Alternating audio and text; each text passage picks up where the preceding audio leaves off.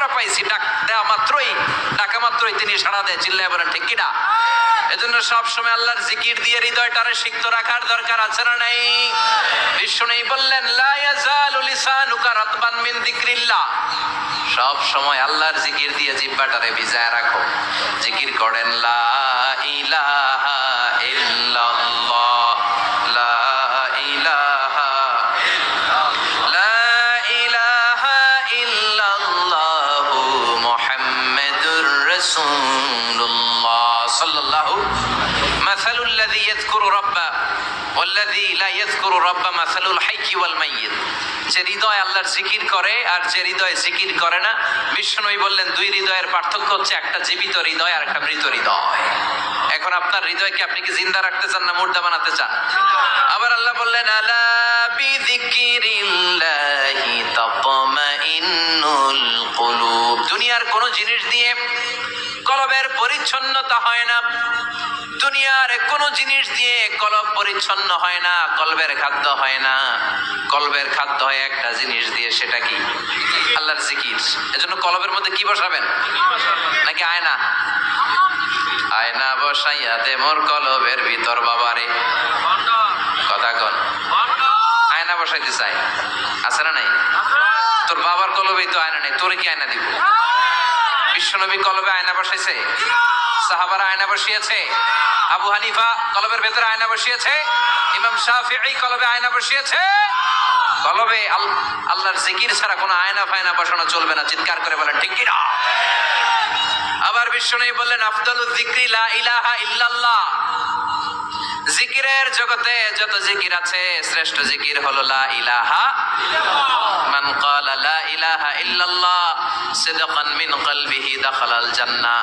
ঈমানের সাথে ইখলাসের সাথে একবার কেউ যদি লা ইলাহা ইল্লাল্লাহ পড়ে, তার জন্য জান্নাতকে ওয়াজিব করে দিবে কে? এটার নাম কালিমাতে তাইয়্যিবা। কি নাম? দারাবাল্লাহু মাসালান কালিমাতান তাইয়্যিবাতান কাশাজারাতিন তাইয়্যিবা আসলুহা সাবিতুন ওয়া ফারউহা ফিস সামা। এই লা ইলাহার নাম আল্লাহ দিলেন কালিমায়ে তাইয়্যিবা। কি নাম? কথা কোন? ঝিনুকের ভেতর লুকিয়ে থাকে যেমন মতি, ঝিনুকের ভেতর লুকিয়ে থাকে যেমন মতি, কালমা শাহাদাতে আছে আল্লাহর জ্যোতি, কালমা শাহাদাতে আছে আল্লাহর জ্যোতি। পড়েন সবাই। ঝিনুকের ভেতর লুকিয়ে থাকে যেমন মতি, ঝিনুকের ভেতর লুকিয়ে থাকে যেমন মতি, কালমা শাহাদাতে আছে আল্লাহর জ্যোতি, কালমা শাহাদাতে আছে আল্লাহর জ্যোতি। সুবহানাল্লাহ পড়েন। তাহলে জিকিরের জগতে সবচেয়ে শ্রেষ্ঠ জিকিরের নাম, চিল্লায় বলেন কি নাম? সাইয়েদনা মুসা আলাইহিস সালাম আল্লাহর ডেকে বললেন মাবুদ। সহিহ ইবনে হিব্বান, মুস্তাদরাকে হাকিম, দুইটা সহিহ হাদিসের গ্রন্থে হাদিসটা এসেছে। সাইয়েদনা আবু সাঈদ আল খুদরি হাদিসের বর্ণনাকারী। বিশ্বনবী বললেন মুসা আলাইহিস সালাম আল্লাহর ডেকে বললেন আল্লাহ আল্লিমনি কালিমাতান আদউ বিহা। ও আল্লাহ, এমন একটা স্পেশাল জিকির আপনি আমারে শিক্ষা দেন, এই জিকির দিয়ে আমি আপনারে ডাকবো। এই জিকিরটা জানবে শুধু আমি আর জানবেন আপনি, দুনিয়ার কেউ জানবে না।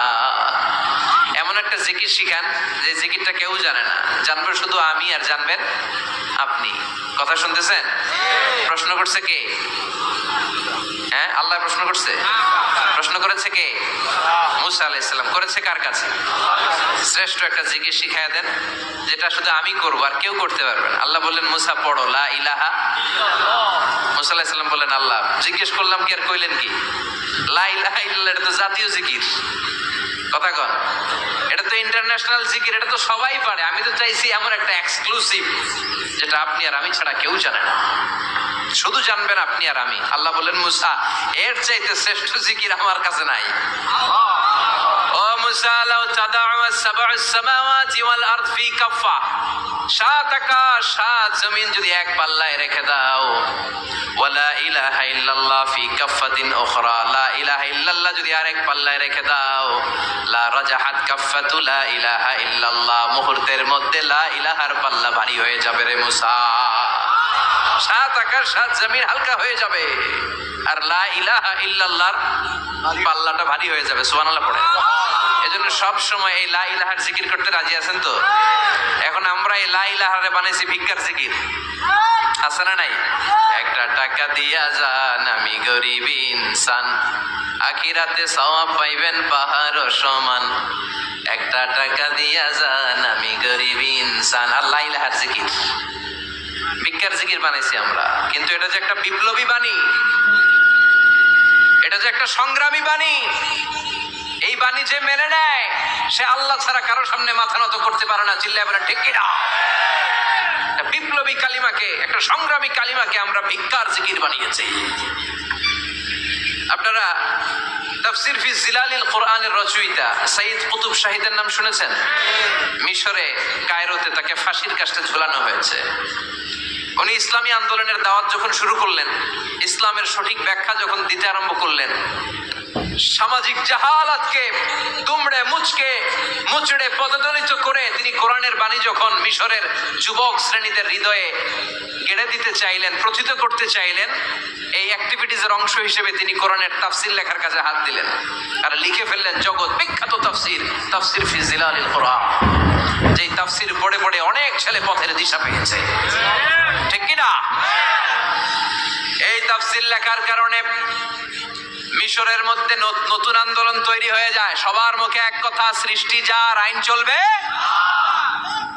আল্লাহর আইন ছাড়া অন্য কোন আইন দিয়ে মিশরের বুকে কোনো বিচার আমরা হতে দেব না। মিশরের তাগড়া যুবকগুলো কায়রোর রাস্তায় নেমে এলো, ঘোষণা দিল সৃষ্টি যার, আইন চলবে তার। চোরের হাত কেটে দাও, ধর্ষকদের শাস্তি দাও জনসম্মুখে, ঠিক কিনা? দুর্নীতিবাজদেরকে আইনের আওতায় আনো। দেশের শত্রু, দশের শত্রু, স্বাধীনতার শত্রু সবগুলারে বিচারের আওতায় আনো কোরআনের আলোকে, ঠিক কিনা? সংগ্রাম, বিক্ষোভে ফেটে পড়লো পুরো মিশর। এই বিক্ষোভে টালমাটাল সরকার, জামাল আব্দুল নাসের কোনো উপায় অন্তর না পেয়ে এই তাফসীর কারক, এই মুফাসসিরে কোরআনকে জেলের ভিতরে পড়ছে। গোটা বিশ্বব্যাপী সব সত্য আর ন্যায়ের পক্ষের ধারক আর বাহক যারা, তাদের উপরে এরকম জালিম গাদ্দারদের অত্যাচার আচরণ নাই। তাকে ফাঁসির কাস্টে ঝুলানো হবে। আদালত থেকে রায় দেয়া হয়েছে মিশরের যুবকদেরকে এরকম আন্দোলনে ঠেলে দেওয়ার কারণে ডেথ পেনাল্টি, ফাঁসির রায় হলো। সাইয়্যিদ কুতুব শাহীদের ফাঁসির দিন ঘনিয়ে আসলো। কারা কর্তৃপক্ষের নিয়ম অনুযায়ী যাদেরকে হ্যাঙ্গিং করা হয়, ফাঁসি দেয়া হয়, ফাঁসির ঘন্টাখানিক আগে ওই জেলখানার ইমাম সাহেব এসে তাদেরকে কালিমা পড়ায়। কি পড়ায়? আফদালু যিকরি লা ইলাহা, এই যে শ্রেষ্ঠ জিকির, এই শ্রেষ্ঠ জিকিরটা এসে পড়ায়। সাইয়্যিদ কুতুব শাহীদের ফাঁসির কাস্টে দাঁড়ানোর 1 ঘন্টা বাকি। কয় ঘন্টা? In the meantime jail কোডের নিয়ম অনুযায়ী জেলখানার ইমাম সাহেব চলে এসেছে। এসে বললেন, সাইয়্যিদ কুতুব শাহীদ, আমি আপনারে কালিমা পড়াতে এসেছি, পড়েন লা ইলাহা ইল্লাল্লাহ। সাইয়্যিদ কুতুব শাহীদ বললেন, তুই আমার কালিমা শিখাইস না, তোর কাছ থেকে আমার কালিমা শিখতে হবে না। এই কালেমা আমি খুব ভালো করে জানি, যে এই কালেমার তালিম দেওয়ার জন্য সরকার তোরে বেতন দিয়ে রাখে, ওই কালিমার ব্যাখ্যা করার কারণে আজকে আমার ফাঁসির মঞ্চে দাঁড়ানো লাগতেছে। চিল্লা এখন, ঠিক কিনা?